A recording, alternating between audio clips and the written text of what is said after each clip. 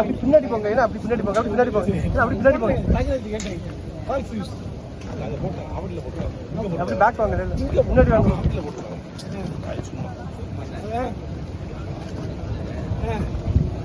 பேசிட்டாங்க, பேச மாட்டோம்.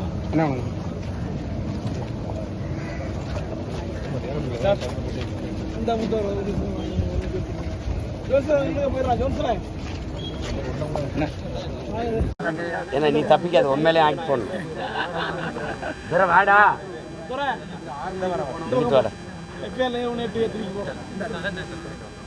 கேளுங்க. அப்படின்னா சரி தெரியல. நானே தாழ்த்தப்பட்டவன் தான். என் மேலே எதுக்கு வணக்கம் இல்லையே, சும்மா தான் போடுறதா. எதுக்காக எஸ்சி ஆக்ட்? கலைஞர் எஸ்சியில் இருக்காரா? சண்டாளங்கிறது எஸ்சியில் வருதா? இங்கே யார் சண்டாளன்னு சான்றிதழ் வச்சுருக்கு?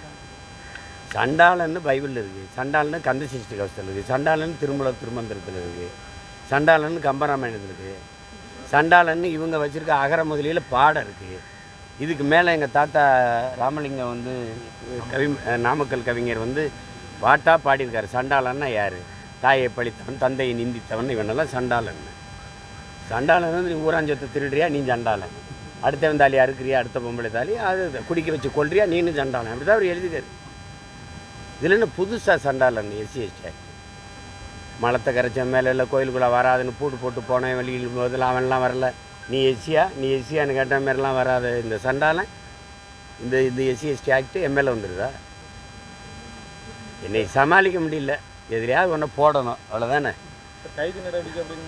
ஜாலியாக இருக்குது. வேறு ஏதாவது கேளுங்க உருப்படியா?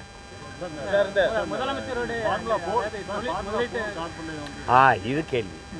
இப்போ இந்த ஃபார்முலா 4 பந்தயம் கார் ஓட்டுற பிள்ளைகள் யார்? விளையாட்டு யாருக்கானதாக இருக்கணும்? என் காசில் இங்கே பாருங்கள், என் காசில் சிற்றூர்களில் படிக்கிற பிள்ளைகள் நாங்கள் படிக்கும்போதெல்லாம் விளையாட திடல் இல்லை. எங்களுக்கு ஓட முடியாது, ஒன்றும் முடியாது. கபடி மட்டும்தான் ஆட முடியும். ஏன்னா எங்களுக்கு சின்ன திடல் போதுமானதாக இருந்தது. ஆனால் கைவந்து பந்தோ, இறகு பந்தோ, கால் பந்தோ, ஐயா கவனிங்கய்யா, ஓட்டமோ ஓடி பழகிறதுக்கு எங்களுக்கு வழி இல்லை. ஈட்டி எறிதல், குண்டு எறிதல். இது மாதிரி சிற்றூர்கள் பிள்ளைகளுக்கு நீங்கள் அதில் நல்ல திறன் உள்ள பிள்ளைகளை கூட்டிகிட்டு போய் பயிற்சி கொடுத்து அவங்கள விளையாட்டு வீரர்களாக மாற்றுவது என்பது சரி. ஐயா சிவந்தாதித்தன் வந்து அந்த ஒலிம்பிக் இதில் தலைவராக இருக்கும்போது அந்த சங்கத்தில் பல்லாயிரக்கணக்கான இளைஞர்களை படிக்க வச்சு வேலை வாய்ப்பு பெருக்கி கொடுத்தார்.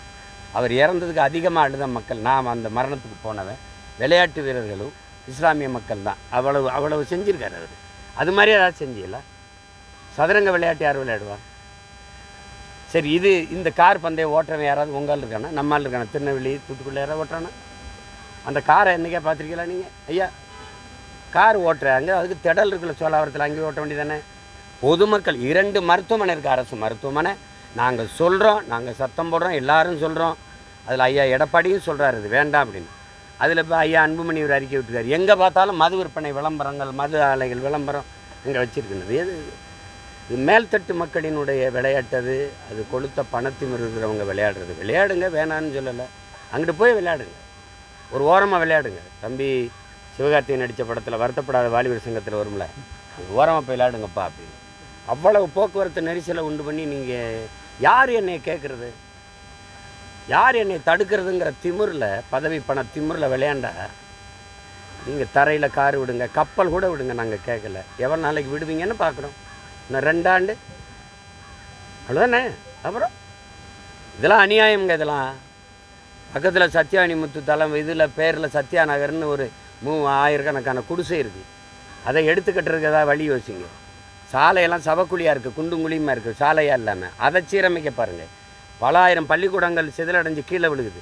படிச்சுக்கிட்டு இருக்கும்போது மேற்கூரை கீழே விழுகுது. மேற்கூரை இல்லாத மரத்து நிலையில் படிக்கிற பல பள்ளிக்கூடங்கள் இருக்குது.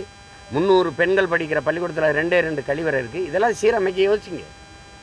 ஆசிரியருக்கு பணம் கொடுக்க முடியல, காசு இல்லை. ஆனால் அந்த பந்தயம் நடத்துறதுலாம் காசு எங்கேருந்து வருது? எங்கேருந்து வருது?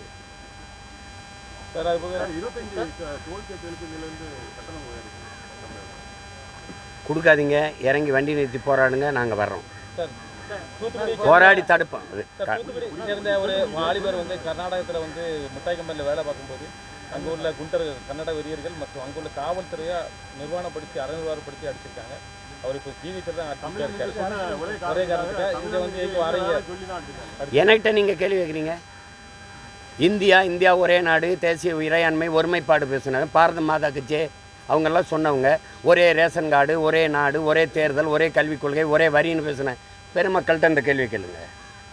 நாங்கள் தமிழர்கள் என்று பேசினா ஃபாசிசம், இனவெறி, செப்பரேட்டிசம்னு பேசினவெல்லாம் எங்க வெறி வருதா வரலையா? வெறி வருதா இல்லையா? அப்போது தமிழன்னா நீ அடிப்ப, நான் கன்னடர்னா அடிக்கிறேனா? அப்போ நான் ஜனநாயகவாதி, நான் மட்டும் தேசப்பற்றாளன், நான் மட்டும் இந்தியன், நீங்கள்லாம் அவனாக இருப்பீங்க. இது என்கிட்ட கேள்வியே கூடாது. உங்கள் எல்லாருக்கும் அந்த உணர்வும் கோபம் வந்ததுன்னா நாங்கள் நேரம் ஜெயிச்சப்போ நாட்டாண்டிருப்போம், அவன் தொட பயந்துருப்பான். அது அதுக்கு முன்னாடி பல நாடுகளை பார்த்துட்டாரு, இதை பார்க்காம இருந்திருப்பார். சரி ஒரு வேலை போயிட்டு வருவாங்க. பில்லியன்லாம் போயிட்டுக்கிறீங்க. நீங்கள் உங்கள் மனச்சான்ற சொல்லிட்டு சொல்லுங்கள். எத்தனை முறை இந்த வெளிநாட்டு முதலாளியின் முதலீட்டை இருக்கிற செய்தி நீங்கள் படிச்சிருக்கீங்க? அம்மையார் ஜெயலலிதா, ஐயா எடப்பாடி, ஐயா இவங்க காலத்தில் அவங்களாம் எங்கே வந்தாங்க? 10 லட்சம் கோடி முதலீடை கொண்டு வந்து 31 லட்சம் பேருக்கு வேலை கொடுத்துருக்கோன்னு சொல்கிறாங்க. தம்பி டிஆர்பி ராஜா சொல்கிறாரு, ஐயா முதலமைச்சர் சொல்கிறாரு. இது நடந்திருக்குன்னு நீங்கள் நம்புறீங்களா? 10 லட்சம் கோடி முதலீடு, எல்லா முதலீடையும் கொண்டு வரும்போது 9 லட்சம் கோடி கடன் எப்படி வந்தது? இந்த முதலீடு எதுக்கு? பேரே அந்நிய முதலீடு. அந்நிய முதலீடு. அன்னைக்கு ஒரு நாட்டுக்கு அடிமையாக இருந்துச்சு என் நாடு, அதை விரட்டுறதுக்கு விடுதலை போராட்டம். இன்றைக்கி எல்லா நாட்டுக்கும் அடிமையாக இருக்கிறது வளர்ச்சின்னு கட்டமைக்கிறீங்க. நீங்கள் 900 கோடிக்கு ஒப்பந்தம் போட்டிருக்கீங்கிறீங்க. உங்களால் உங்கள் அமைச்சர் இன்னால் இப்போ இருக்கிற பாராளுமன்ற உறுப்பினர் 908 கோடி 908 கோடிக்கு அவர் பெனால்ட்டி கட்டுறாரு. நீங்கள் 900 கோடிக்கு ஒப்பந்தம், இவர் 908 கோடி தண்டம் கட்டுறாரு. இது எப்படி? இந்த முதலீடை கொண்டு வந்து என்ன செய்வீங்க? இதுக்கு முன்னாடி அரபு நாடுகளில் கொண்டு வந்த முதலீடு எங்கே வச்சுருக்கீங்க? அதில் சரியாக எண்ணி சொல்லுவாங்க 4110 பேருக்கு வேலை கிடைக்கும். என்ன வேலை அது? யார் அந்த வேலை? யாருக்கு? அந்த முதலாளி தமிழர்களுக்கு தான் வேலை கொடுப்போன்னு வேண்டிக்கிட்டு வருவானா? வேளாங்கண்ணி கோயிலில், இல்லை மாதா கோயிலில் சொல்லுங்களேன், திருச்செந்தூரில் வேண்டிகிட்டு வருவானா? ஈர்க்கு எப்படி சொல்கிறீங்க? அந்த தீண்டலுக்கு, அந்த தூண்டலுக்கு காரணம் என்னென்னா போதை. உங்களுக்கு புரியுதுன்னு நினைக்கிறேன். இதுக்கு முன்னாடி இவ்வளவு இல்லைல்ல, இது கேள்விப்படலை. நீங்கள் ஒரு ஒழுக்கம் இருந்துச்சு, ஒரு கட்டுப்பாடு இருந்துச்சு. மதிமயங்கின நிலையில் இந்த தவறு நடக்குது, கொலை நடக்குது, வன்புணர்வு நடக்குது, பாலியல் சீண்டெல்லாம் தொடர்ச்சி நடக்குதுன்னா காரணம் போதை. போதைங்கிறது ஒரு இடத்துல கடையில் வச்சு விற்கிற டாஸ்மார்க் சரக்கு நான் சொல்லலை. கொக்கைன், கெராயின், அப்புறம் இன்னொன்று இந்த இது மெத்து, மாத்திரை, ஸ்டாம்பு, ஊசி, அதுக்கப்புறம் கடைசி போதை வந்து இந்த பாம்பு கடி, அப்புறம் என்ன இருக்குது இப்போது எல்லாம் விற்கிறாங்க. விற்கும்போது சரி, இப்போ ஆம்ஸ்டாங் கொலை அதை வச்சுக்கிறோம். தம்பி ஆம்ஸ்டாங் கொலை ஒரு வீட்டு வாசலில் வச்சு ஒரு தலைவரை வெட்டிட முடியும்னு சின்ன சின்ன பசங்களுக்கு என்ன தைரியம் வருதுன்னா மயக்கம்தான், போதை தான். சரக்க போட்டோன்னே பார்த்துக்கிறோம்டே, எவனாக இருந்தாலும் பார்ப்போம்டே, அதான் பார்க்குறான். வேறு ஒன்றும் கிடையாது. இங்கே அதை ஒழிக்கணும். அதை ஒழிக்குமா? விற்கிறதே நீங்கள் தான். உங்களுக்கு கஞ்சா போதை, அபின் போதை, கொக்கைன் போதை, டாஸ்மார்க் இருக்க பீரு, பிராண்டி, விஸ்கி, ரம்மு, ஜின்னெல்லாம் கோயிலில் கொடுக்குற புனித நீரா, தீர்த்தமா? அது போதை இல்லை, அது மது இல்லை.